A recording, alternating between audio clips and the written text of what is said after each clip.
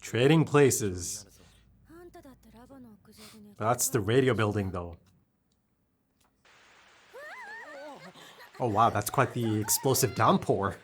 Yeah, that was quite intense. Okabe.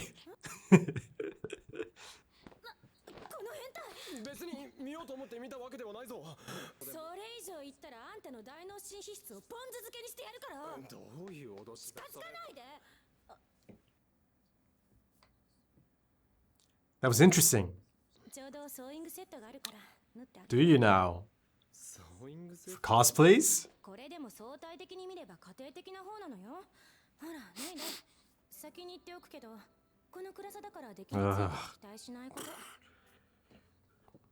The thing I found interesting is her reaction to Okabe approaching her. Not that she was afraid of Okabe, but that was just her instinct, right?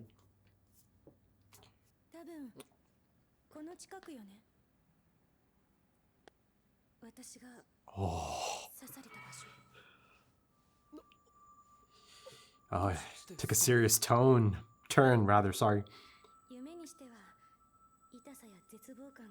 Came to her in a dream as well. So not on the spot, like I kind of thought.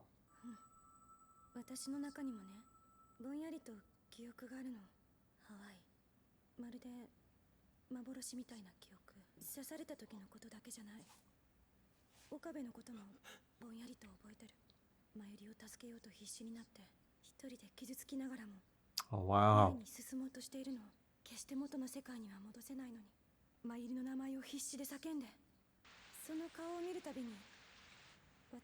Wow.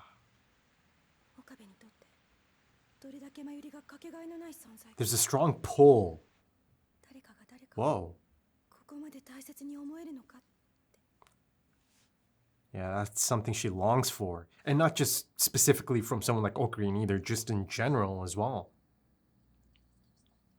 You know, her father comes into play as well in that discussion.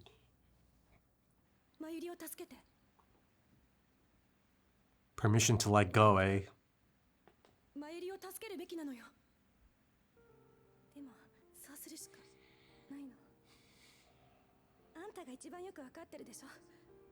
Deep inside, only choice is to go back.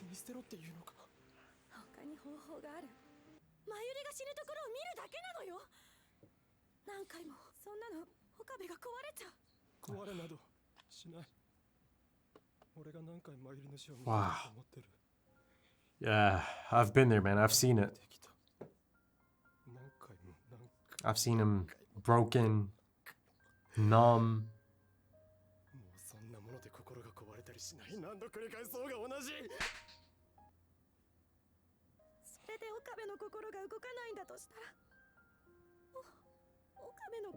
It hurts her to see him like this, right?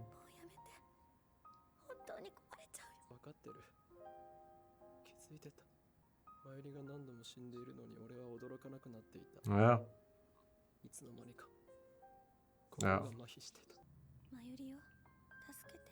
Again. Permission to let go.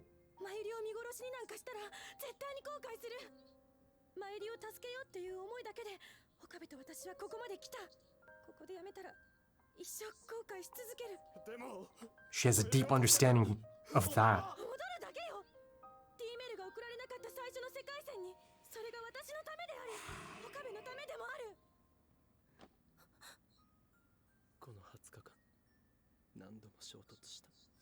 $20. 20 days.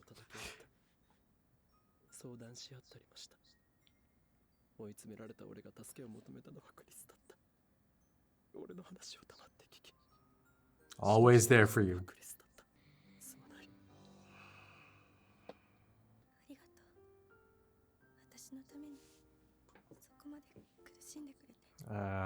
That means so much to her, man.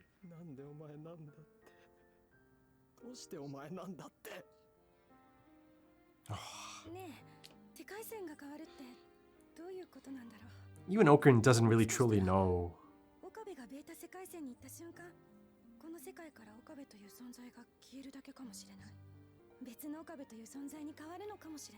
That's a bit more in line. He takes over.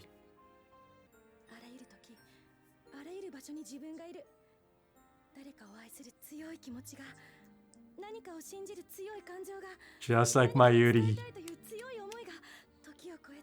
in episode 12.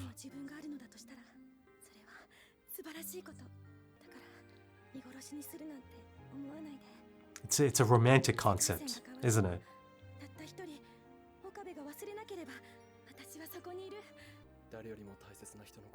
Oh.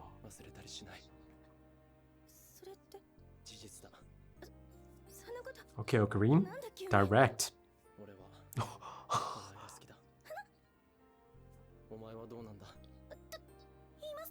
I like this approach.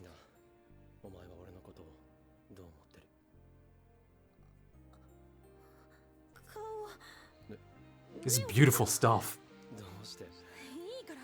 Close your eyes. Yeah.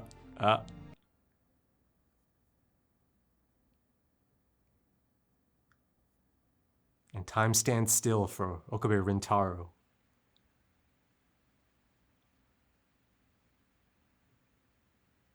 Beautifully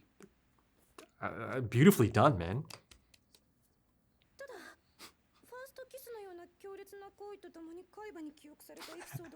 Of course, the scientific approach.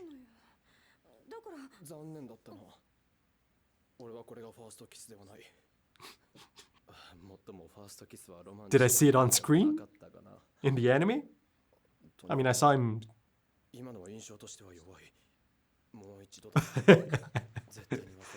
Nice. Extra sure. Wow. Romance done right. Interesting. I kind of said the opposite for Okabe at least.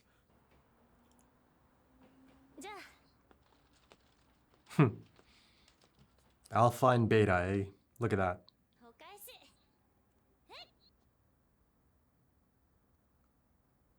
Oh. Possibly I love you, or... It's an interesting approach, you know? Like a sudden...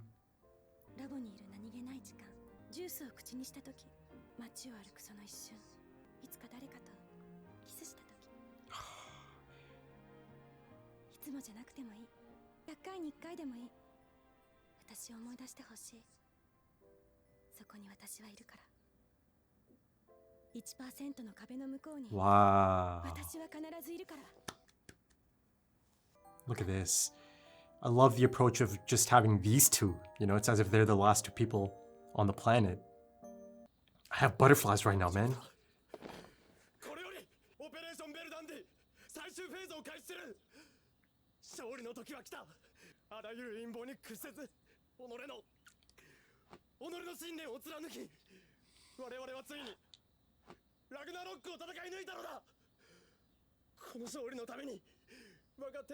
Yeah.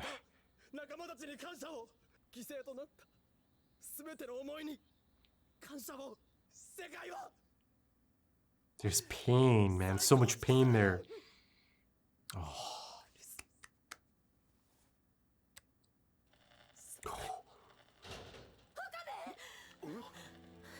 No, don't do that.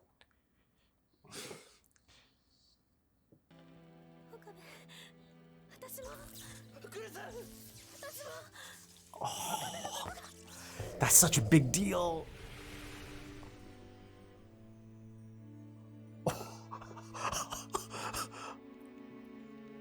Beyond the 1% barrier. My God, look at this. Successful time machine press conference. I'm back.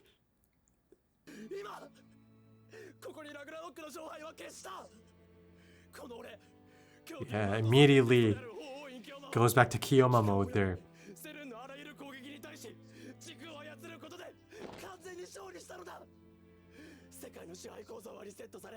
Again, the pain. Wow. She can see he's hurting.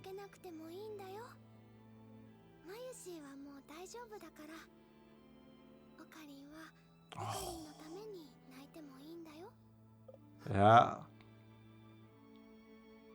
Interesting how she immediately...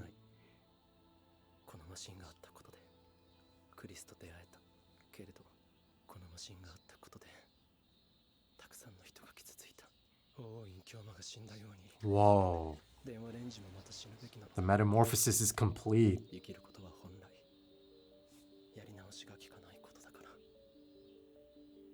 これでいいんだそうだよなクリス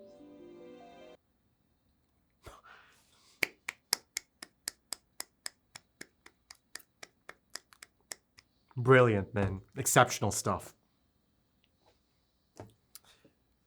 Wow.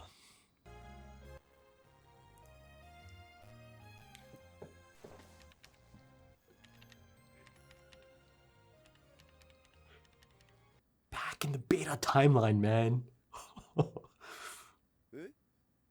誰父さん何オカリンオカリン謎の女が変わるってさ Susaha. 誰だ Dad? 今すぐラジカン屋上に来て。 It's her. お前は私は2036年から来た橋田イの娘浜根鈴スズホ第三次世界大戦を防ぐために The return of John Teeter. Okay, yeah. I mean, first of all, that's how you do a post-credit scene, right?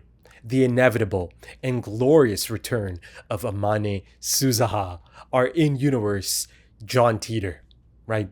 Beta timeline Suzaha, of course, but Amane Suzaha all the same. And, I'm just so incredibly excited at the moment, just buzzing. Absolutely buzzing. I mean, it's certainly an episode for beginnings and endings, right? Bittersweet is the term that immediately comes to mind.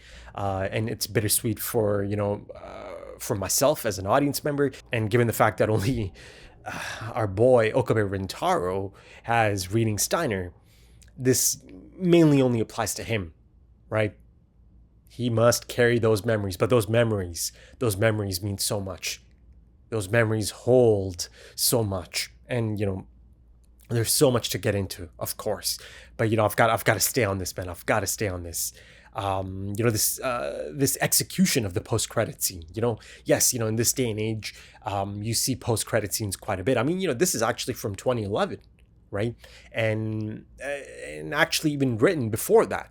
So, yeah, this is actually maybe even before, or maybe around the time, post-credit scenes really kind of, became mainstream, I suppose. But, this right here, I mean, it really is one of the best implementations of the post-credit scene, right? Highly effective, and appropriate, I'd say, in the manner of its presentation, right? Given the nature of the story being told in this episode, the conclusion to the 20-day Alpha timeline odyssey. And essentially one of the absolute best non-finale finales, right? And of course, I'll be exploring that in a bit. But, let's kind of look at the structure of this and the execution of this, right? Letting that incredibly poignant ending sit as its own thing, right? Because it's so impactful, so meaningful, so important to the story as a whole, and to the principal, to the lead character, the protagonist as a whole, right? Incredibly meaningful ending. So, separating it from the post-credit scene and essentially the final chapter that has to come to its natural conclusion now, right? The final chapter, but also the opening chapter. The beginning is the end, and the end is the beginning, right? I said that all that time ago. Episode 1, the opening moments of episode 1. Look at that.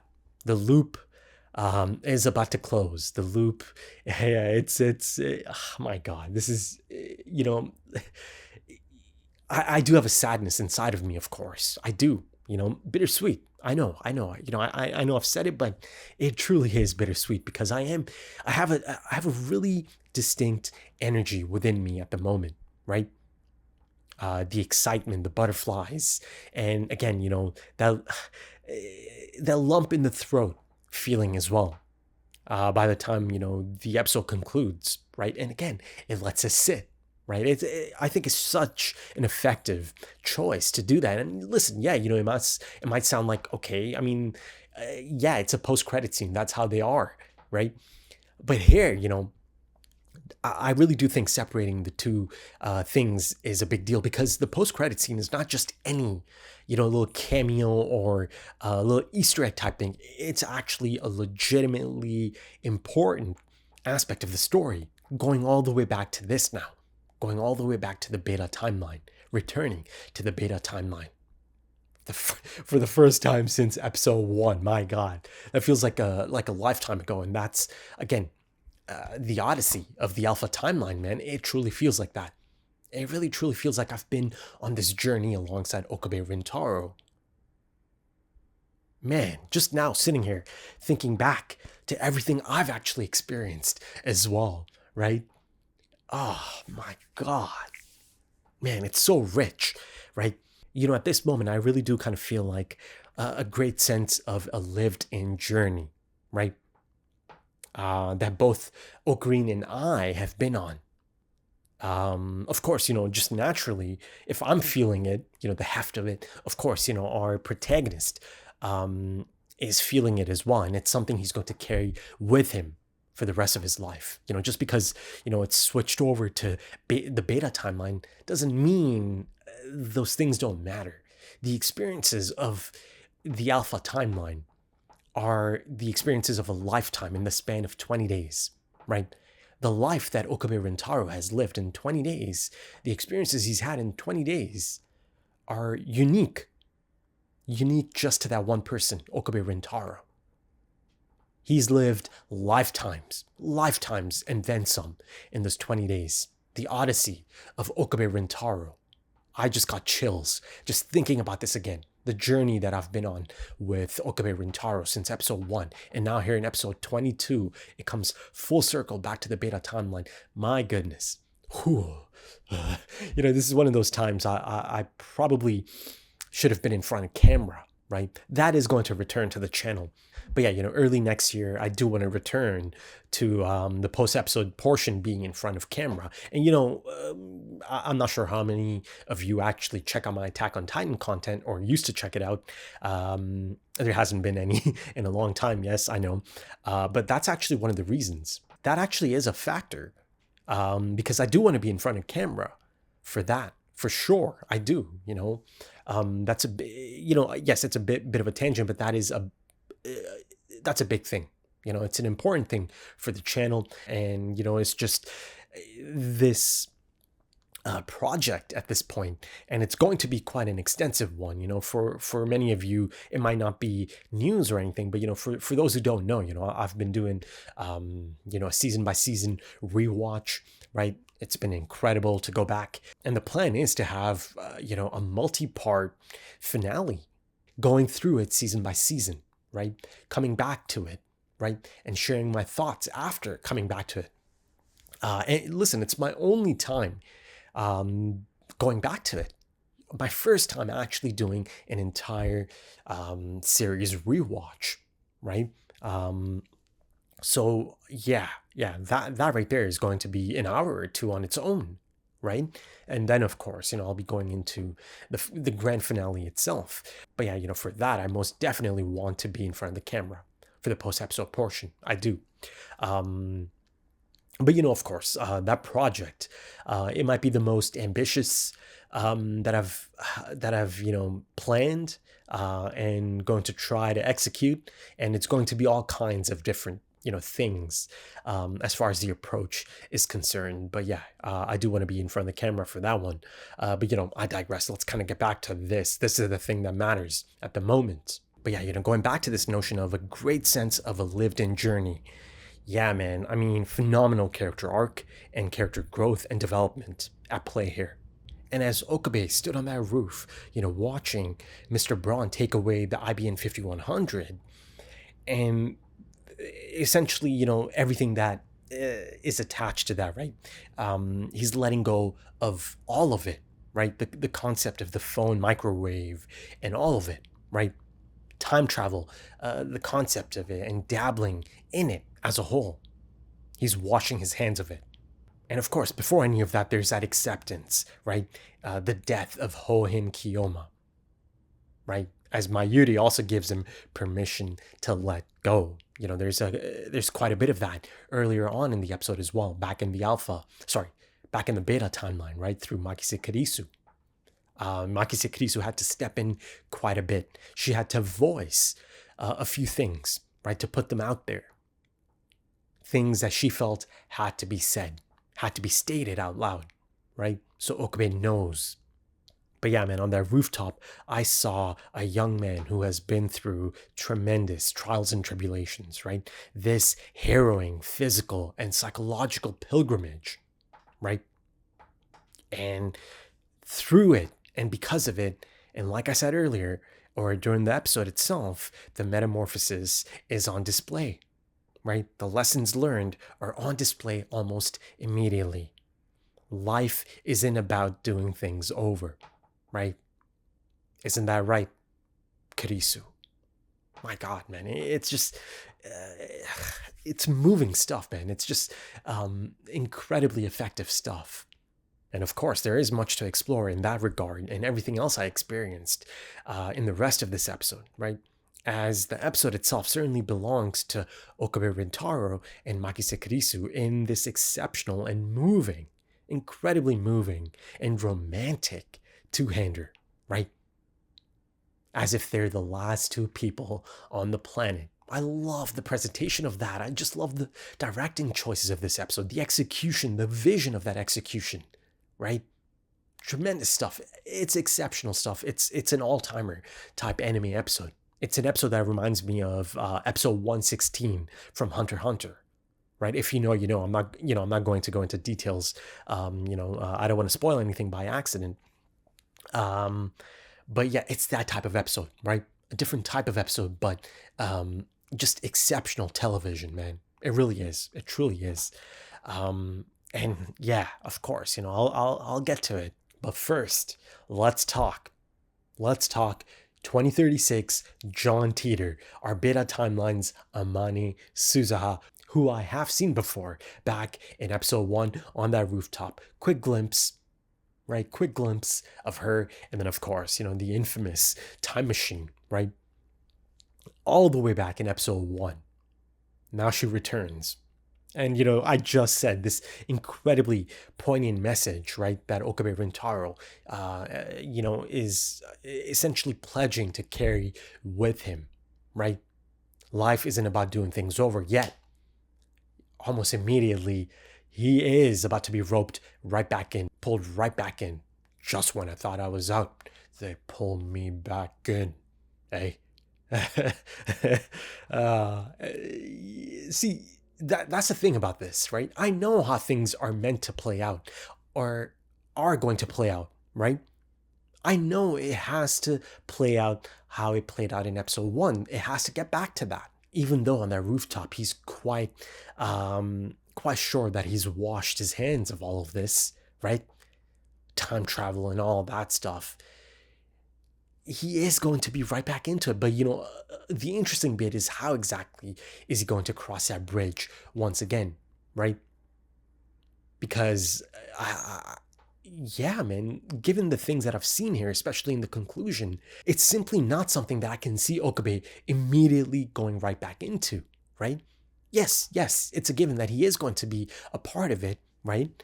As I am going to, once again, go through all of my, expectations and my running theories and, just information that I do think is essentially fact as well, based on everything I've seen in episode 1.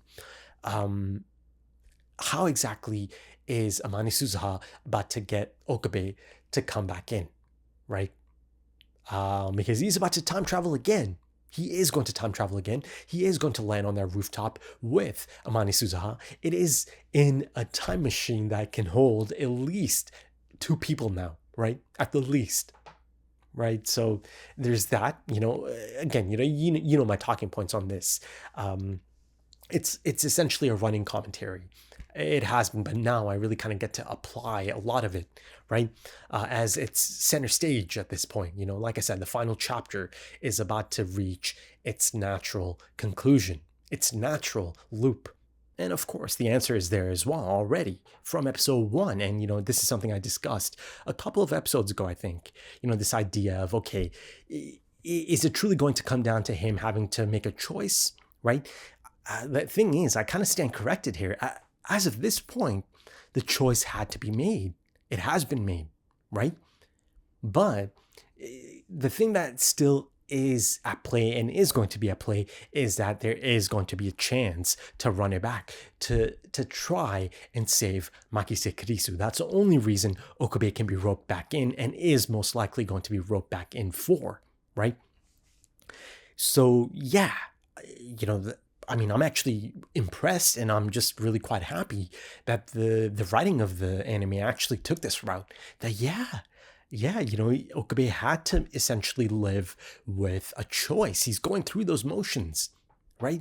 Those emotions and everything that's attached to having to let go. And it's at one point, allow me to kind of jump into it real quick. The kiss itself, beautifully executed, of course. I get multiple angles of it. Beautiful photography at play as well, seeing those multiple angles, and I get to see it twice, a bit of comedic relief mixed in as well. It's on point. The humor that is kind of injected into that scene as well, because that's how Okabe and Makise actually function, right? The banter is immaculate. It is supreme. Right? It really is. It reigns supreme once again. And that's one of the main reasons it continues to feel so authentic and so natural, even in this really beautiful moment as they finally kiss. I actually thought that might happen in the beginning of the episode, right? But thinking back to it, the build-up leading up to it, it makes so much more sense that it happened much later, right? Inside of the lab, right? I'm happy it happened inside of the lab, right? Rather than the radio building, right? The radio building has a really dark energy attached to it. Just last episode, I was going on about how it's this really uneasy, unsettling, monolithic, liminal space. Though here in the beginning of the episode, it's this place of refuge, right? From that explosive downpour that just completely soaked Makise Kurisu, and again, moments of levity introduced because of it. I'm so happy. I'm so happy that happened inside of the lab, right? Within the lab itself. It's a special place, the lab. It really, truly is, right? There's a shared history and lived in history that I have a lot of, just now thinking about it, and, long after I'm done, with this anime, this IP, I suppose, because, it's going to go beyond just Steins Gate. And beyond these next 2 episodes as well, there's going to be the special. I don't know yet if there's more than one special, but I know there is a special.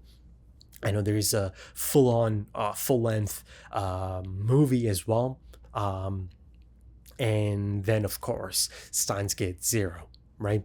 So yeah, that's a story for a different time. But yeah, I'll always have memories, fond memories, of the time that I got to spend as an audience member with this beautiful ensemble cast of characters within that lab, within that setting.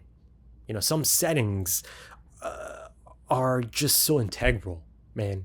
They really are, and that lab is one of them. It has now joined my Hall of Fame for spaces that characters exist within, spaces that characters grow within. The Future Gadgets Lab is one of those places. It is. It just is. I just got chills. I got goosebumps thinking about it and saying that out loud right now. The hair on my arm is just kind of, standing up at the moment. I've got those bumps. I see them right now in front of me. My goodness, storytelling, man. This is why all of us love it, right? This right here, this feeling right here. If you could just bottle it.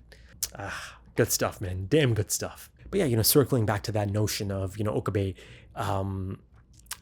essentially trying to, save both of them, right? A third option, door number 3, and the discussion I had about that, and then ultimately the story actually having quite a definitive choice being made here, and Okabe essentially having to live with it, right?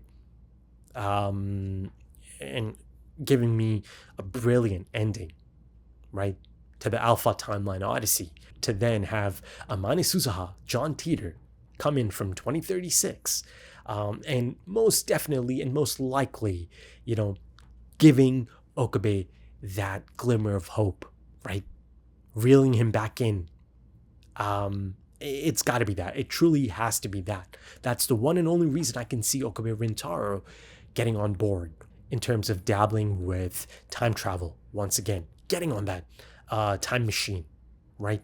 And going to the radio building on that day, right? July 28th.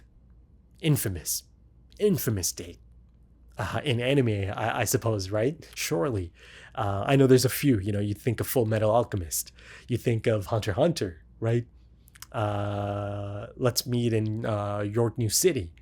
And again, I have discussed this, building on my thoughts about the things that are taking place, the really strange things at play, again, in the halls of the radio building, right?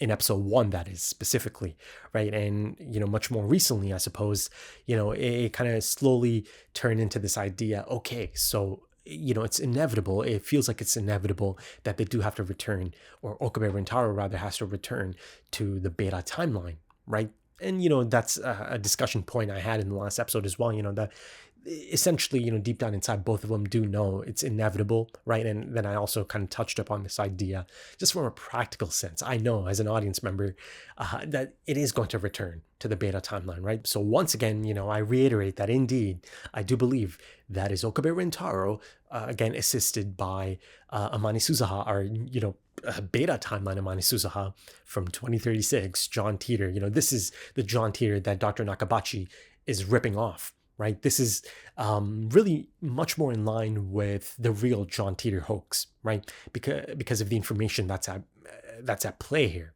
right? The details of this John Teeter and the details this John Teeter, Amane Suzuha, brings, right? To the beta timeline, at least, the details that Okabe actually remembers, right? And tries to tell others about in that forum, right? And then is just baffled at the notion of it not even existing, right? The bookmarks are gone, right? Daru must have removed the bookmarks. Then he goes to the bookshelf. The books are gone, right? Daru asking, who's John Teeter, right? And then, of course, our Alpha timeline John Teeter, Amane Suzuha, again, being quite cheeky, in hindsight, being quite cheeky about all of it. But, actually being cheeky about something else. That John Teeter, that Amane Suzuha doesn't know about any of this stuff. Because, again, the trajectories of the two Amane Suzuhas are a bit different. I mean, almost immediately, you can just extract so much of it, right? As she calls Daru dad, and Daru, of course, is in the dark, completely just baffled by this call, this mystery girl that wants to talk to Okarin.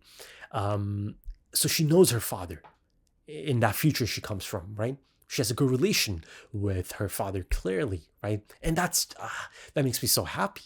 That makes me so damn happy that, it is that type of trajectory in this beta timeline that she does get to spend time with Daru, and that Daru is around. And hell, now that I know that she knows her father in this timeline, this idea of a different type of time machine makes so much more sense as well, doesn't it?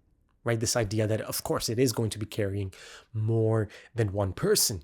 Daru was at least alive long enough. I'm not actually even sure if he is alive at the moment, but alive long enough that Amane Suzuha got to spend quality time, with her father. And in terms of quality time, much more quality time for Daru to work on the time machine, and also under different circumstances, because here it's not a dystopia, right? Ruled under the iron fist of CERN. Here it's a bit different, right?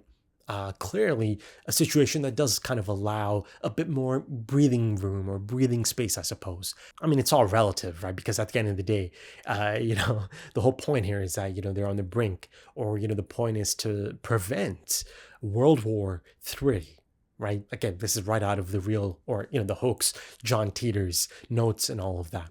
But, I do remember asking that question, right? A couple of episodes ago, I believe. Is the beta timeline just fine, in comparison to, again, the CERN dystopia being a massive part of the alpha timeline, right? The future of the alpha timeline. That is, I got my answer. Of course not. Even the beta timeline has its own struggles, if you will, I suppose, in the future, right? The war that's to come, and the war that must be stopped, according to Amani Suzaha. Yeah, I mean, the thing is, like I said earlier, this is much closer to the actual John Teeter hoax, and, again, the talking points from that John Teeter, right? And ultimately, that John Teeter does return to the future. So it is going to be interesting to see how closely this follows that. And again, that John Teeter makes a few stops, right? And, these are talking points I brought up maybe around the midpoint, around the time Amani Suzaha begins to take center stage, right? And once, they know, and Okabe knows, and then, after that, all of them know that she is a time traveler and she is John Teeter, right? I remember talking about 1975 and the year 2000 and all of that, right? John Teeter, the hoax John Teeter, he goes to these years, right? But again, the main difference being he goes to those years and then he goes back to the future. But again, the key difference from the alpha timeline and the real John Teeter hoax is that that time machine could only go back in time, right? That was the heartbreaking element and aspect of it, the choice, the incredible choice that Amani Suzaha makes for the greater good, right? For the mission at hand. Let's see, man. Let's see if this time machine is a little bit different. I know it is a little bit different for sure. I mean, quite a bit different, the fact that it can carry two people this time. Let's see if this iteration of the time machine can go in any direction, right? That's the thing I don't know at this point. But yeah, man, like I said, I'm just so incredibly excited to have Amani Suzaha back in here, right? Back in the story proper, right in the final stages of it as well, right? And it'll be really nice to have her be around the others as well. Yes, it's a different timeline altogether, a different world line, but just kind of getting to see all of them together again, that's just going to be, it's going to make me really happy, I mean, that's certainly my expectation, that Daru and Mayuri are going to be a major part of everything that's going on here. Is going to go on here in the final two episodes here.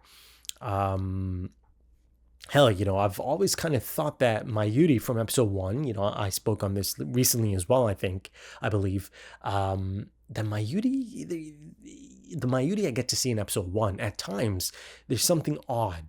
There's something off, something strange about, the cuts to Mayuri, the shots of Mayuri. She'll be smiling in really strange moments, as if there's something at play here, something, I don't know, so let's see, if Mayuri is going to be playing a part as well, and then how much Daru is going to be playing a part, and if it is going to be going into the whole you're my father aspect of it. Of course, not in that type of detail. The time just isn't there, of course, only 2 episodes left. They could easily just kind of gloss over it, right? You can easily just skip over it and just have it be so, okay, they've talked it out. It's clear they talked about it, and Daru knows this is his daughter from the future. Simple, right? You could pull that off at this point because they've already given us the extended version of it back in the alpha timeline. But yeah, let's kind of actually begin to get into the episode itself. I know I've, kind of touched up on it here and there, but, it's kind of crazy that I've been talking for this long, and it's been mostly the post-credit scene, though. No, actually, yeah, thinking back to it, I have kind of, gone in and out, right? I mean, it's been one of the most fun sessions I've had in a long time. It's such a brilliant episode, man. It really is exceptional stuff. I mean, listen, like I said a few times, this is one of the best non-finale finales. It just really is. A part of me definitely could have accepted that as the ending, right? I know it's not quite practical, with the loop having to be completed, right? That story that's been at play since day one, since minute one of the series, episode one. But there is a sense of ease and acceptance in me at the moment, I mean, that's how impactful and fulfilling and thoroughly satisfying this episode was. It just felt so complete, so complete. Yes, it includes moments that could double as the happiest moments, or one of the happiest moments of Okabe's life, but at the same time, the saddest moment of his life as well, right? And I think that kiss encapsulates that perfectly, right? Perhaps the happiest moment of his life, but then also the saddest, given that at that point in time, right, he most definitely believes this is it. This is it. He's going to have to leave Makise Kirisu here, and essentially all of it comes together to deliver this perfect package of an episode, right? I mean, the production is off the charts here. I complimented the exceptional directing choices, right? The execution of that vision as well. The pacing, the tone, the backgrounds, the art direction, the cuts to these common, simple things, right? I thought they're so impactful. The visual storytelling on display here is just top notch as well. Different layers at play here. It just kind of helps elevate it to another level as well, right? Through poignant, meaningful imagery and backgrounds and cuts to these backgrounds, right? And just the quality of the drawings as well. A thing that it really encapsulates, in my opinion at least, is this idea of the here and now being the most important. I felt that throughout this episode. I felt that. I really did. But going back to the production side of things, my goodness, the score is so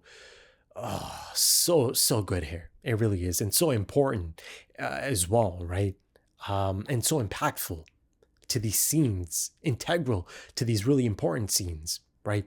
And different arrangements of existing music as well, quite a romantic tone to many of them.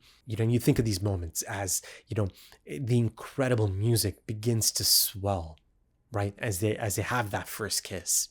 But then just as impactful is the moment that music cuts out.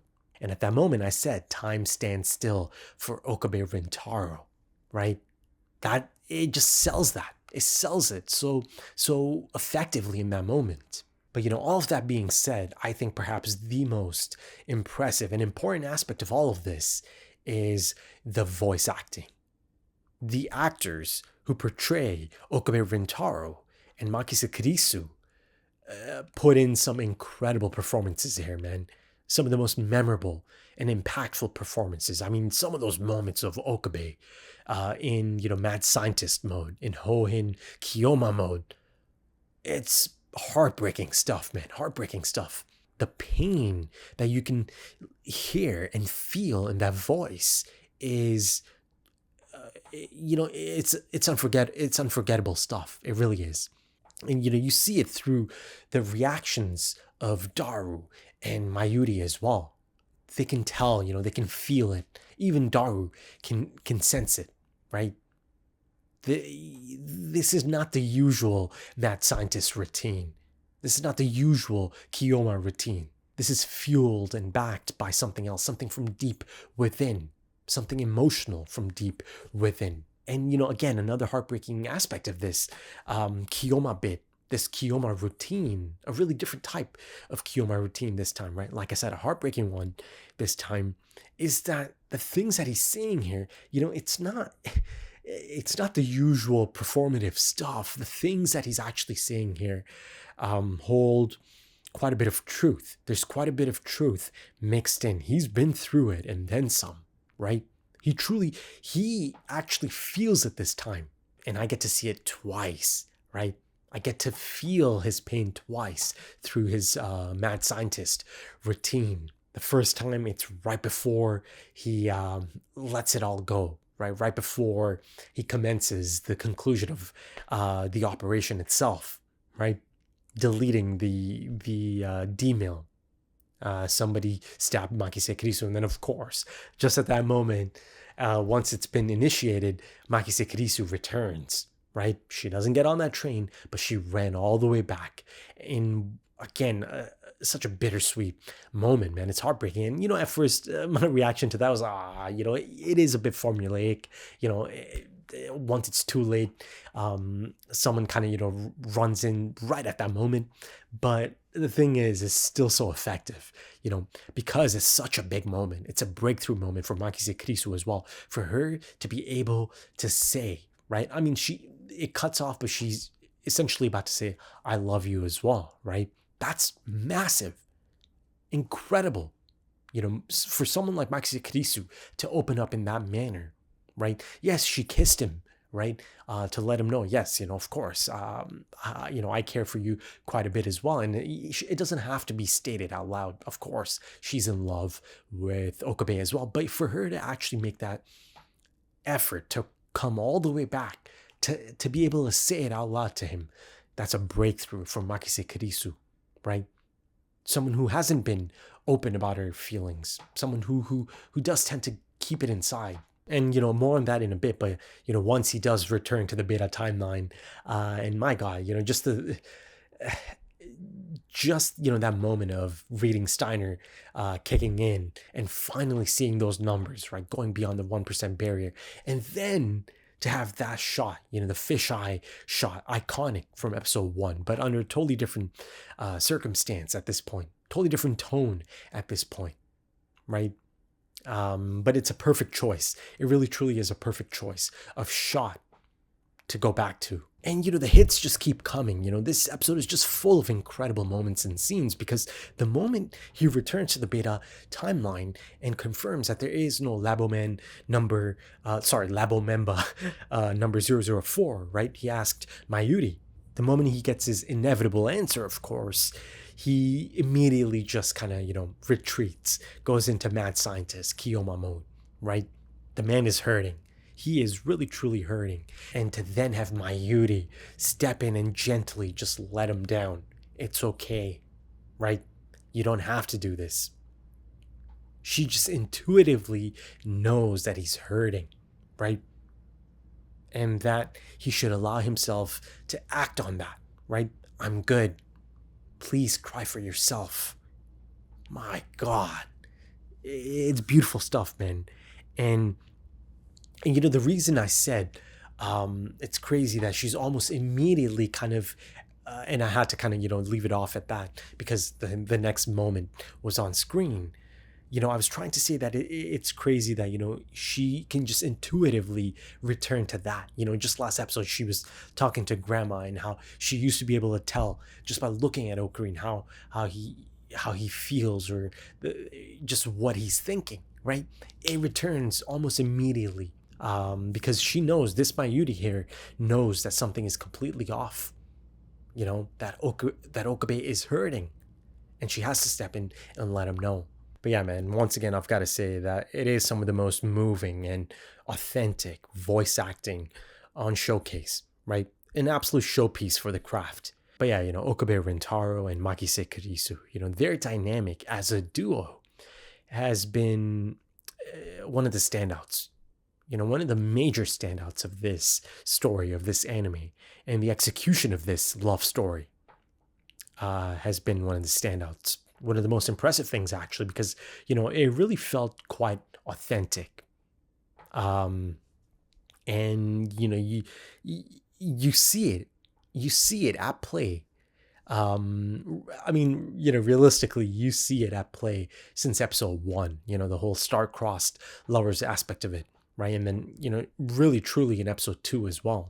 And of course, from that point on, as audience members, of course, it's really easy to clock really early on. But then, scene by scene, episode by episode, as Okabe actually kind of recounts to himself, right? At first, I thought maybe he's saying it out loud to Kirisu, right? But then it's actually him just kind of thinking about all the time he spent with Kurisu, right? But I do get a bit of new insight, right? Personal insight from Okabe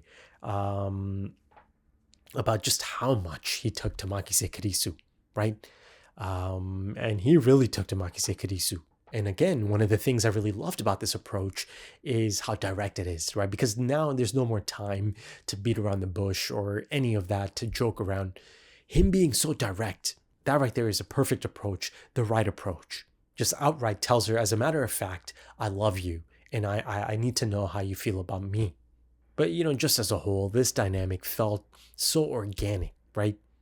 All of that banter, the fights, right? The bickering, the jokes at each other's expense, and then, of course, the serious stuff and, the rare moments of intimacy, really truly opening up. And I'm speaking of, those moments of Okabe showing that he understands Kurisu, and Kurisu seeing that, oh yeah, he does understand, right? He sees it. He sees through some of my, I don't know, my shield, my guard. I'm thinking of those moments at the playground, her, opening up and him understanding and him offering to help. And then, of course, in this episode specifically, it's kind of, staged in two places, at first within the refuge of the radio building, but, also the dark corridors of the radio building, the dark corridors of time, if you will. And at the radio building, she does reveal that indeed she also has these memories, lingering memories, right? Residual memories bleeding in and through dreams as well, right? Now that might, at first I thought maybe, that's literal. She actually means that, these moments are beginning to come to her in a dream. Maybe they are, but maybe that's not as literal as I'm making it out to be, I suppose. Though she did literally say it as well, right? That, these moments, these feelings felt a bit too strange to be just dreams, right? There you see that Makise's subconscious warming towards Okabe, right? This idea that the residual memories of Okabe and his desperate and his tireless efforts to save Mayuri, there's this incredible pull, right? She's so moved by this to have these, residual memories coming through. And it's interesting, it's that comes to Makise Kurisu as residual memories, right? And I talked about it quite a bit, and I was quite excited about it in the last episode's discussion. This idea that, oh, okay, she's at the spot, she's standing there. I could be in for something quite exciting. Now, listen, before I go any further, I'm not disappointed or anything. That's I did also say that I have to kind of keep my expectations in check, right? That it might not actually be something of that ilk, right? Something that's significant. And essentially, yeah, it didn't really actually go into any of that, actual potential, details of memories of that specific moment in time, her getting stabbed and just the energy of that room, right? Stone tape theory and all of that. And she's just deeply moved by this notion, this feeling that, it is possible for someone to care this fiercely about someone else, right? And, like I said, this is something that she's longed for a long time. And it's not even just specific to Okarin, right? But, it's this feeling that's been within her. And again, those being the feelings that come to her in these residual memories of Okabe, it's really powerful stuff, isn't it? There's that moment, it kind of cuts to Makise Kurisu. She's got a different shade of hair, but you see, that's a Makise Kurisu that's hidden away, right? The one that longs for all of this, to be cared for that fiercely by someone else, right? And again, like I said, this goes back to her dad as well, right? Her father. So, after seeing all of that earlier on, to then get that moment of her rushing back to the lab, right?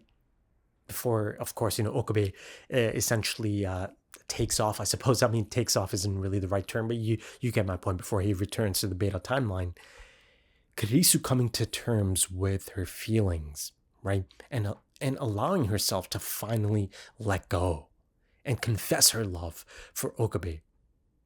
that is quite a breakthrough. It is. It's a big moment for Kurisu.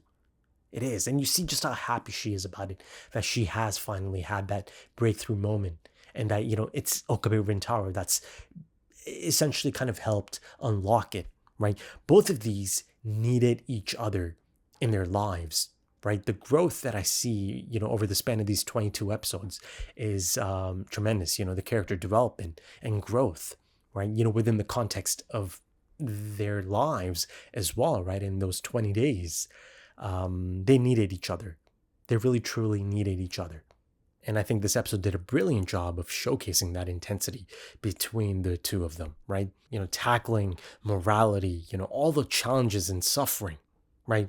And the feelings for each other. And ultimately her sacrifice, her selflessness, right? Makise Kurisu, that is, allows for him to let go, right? She essentially had to step in and say that it's okay, right? For him to finally let go. And there's just so much to let go of. The psychological toll, the constant suffering he puts himself through to atone, to fix. And it's clearly showcased. It kills her. It just completely kills her to see Okabe in this state. To know that he's essentially just, killing his heart, right? He's just killing his heart, staying in the situation. And it's heartbreaking stuff, man. It is. Once again, to have Okabe kind of talk about how he does kind of, begin to grow numb throughout all of it. And, this idea of Okabe saying that, he stopped being shocked as Mayuri kept dying and dying. And, that at some point my heart grew numb to it. Yeah, this should not be a thing, right? It is unnatural. It just shouldn't be a thing that should be possible, right? But it is.